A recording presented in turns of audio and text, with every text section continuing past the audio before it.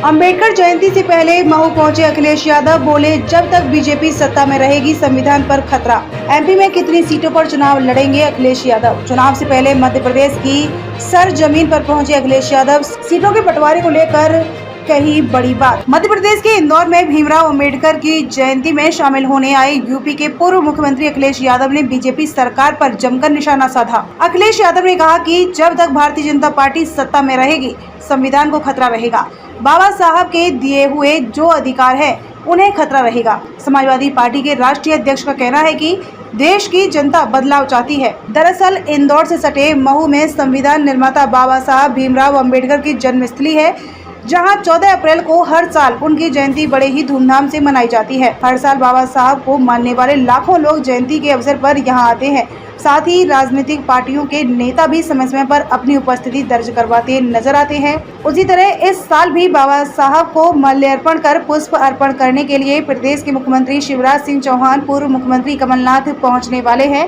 वहीं समाजवादी पार्टी के नेता अखिलेश यादव भी गुरुवार सुबह इंदौर पहुँच गए हैं। अखिलेश यादव ने एयरपोर्ट पर मीडिया से बात करते हुए केंद्र और बीजेपी सरकार को आड़े हाथों लिया।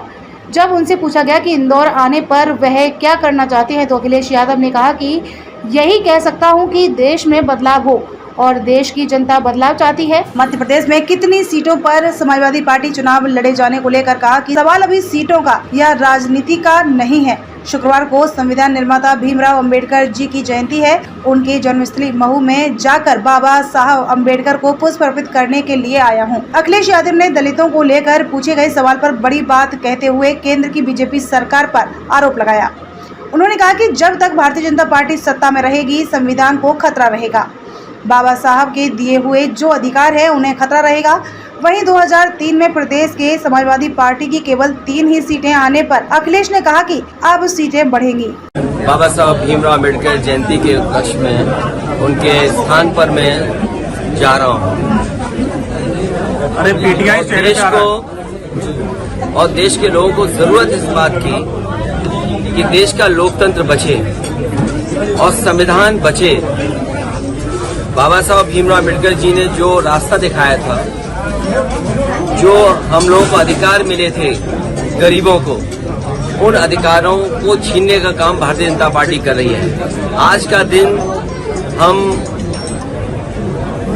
मंडल कमीशन के मसीहा को भी याद करके उन्हें याद कर सकते हैं, जिन्होंने अधिकार दिलाए, जिन्होंने सम्मान से जीने के लिए स्थान दिलाया। जहां हम मंडल जी को याद करते हैं, मंडल जयंती के रूप में उन्हें याद करते हैं, वहीं कल बाबा साहब को भी उनके स्थान पर जाकर के प्रेरणा लेने का काम करेंगे। सर, महागठबंधन में आप शामिल होंगे क्या इस बार? ये सवाल बड़ा है, नाम क्या दे रहे हैं आप, लेकिन मैं ये जानता हूं उत्तर प्रदेश की जनता भारतीय जनता पार्टी को हटाएगी। सर, महू में जा रहे हैं और भी पार्टी, कमलनाथ भी आ रहे हैं, कांग्रेस बीजेपी। दलित आदिवासी का तो है ही, लेकिन सवाल ये है कि संविधान बचेगा कि नहीं बचेगा। लोकतंत्र में जो अधिकार हमें वोट डालने का है वो रहेगा कि नहीं रहेगा। और जिस तरीके से प्राइवेटाइजेशन हो रहा है, और याद कीजिए आप, एक कानून ने ईस्ट इंडिया कंपनी को सरकार बना दिया था। आज सरकार वो कानून बना रही है जिससे कि हर चीज प्राइवेट के हाथ में चली जाए, और जब प्राइवेट के हाथ में चली जाएगी तो क्या होगा। बाबा साहब भीमराव अंबेडकर जी का दिया हुआ संविधान का या मंडल कमीशन की जो सिफारिश थी उसका क्या होगा।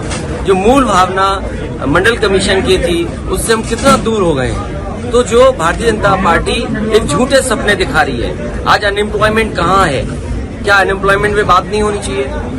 किसान को जो सुविधा मिलनी चाहिए। मुझे नहीं पता कि मध्य प्रदेश में पूरा गेहूं किसने खरीद लिया होगा, लेकिन उत्तर प्रदेश का गेहूं आईटीसी कंपनी या और कई कंपनियां प्राइवेट वो खरीद ले गई। जब आप आटा लेने जाओगे तो मुनाफा तो उनको हो रहा है, आखिर किसान के साथ ये धोखाधड़ी क्यों हो रही है? और अगर यूपी का किसान प्राइवेट हाथों में बिक रहा है तो मैं ये जानता हूँ कि मध्य प्रदेश का भी किसान का पूरा गेहूं प्राइवेट हाथों में चला गया होगा। मध्य प्रदेश में चुनाव लड़ेगी समाज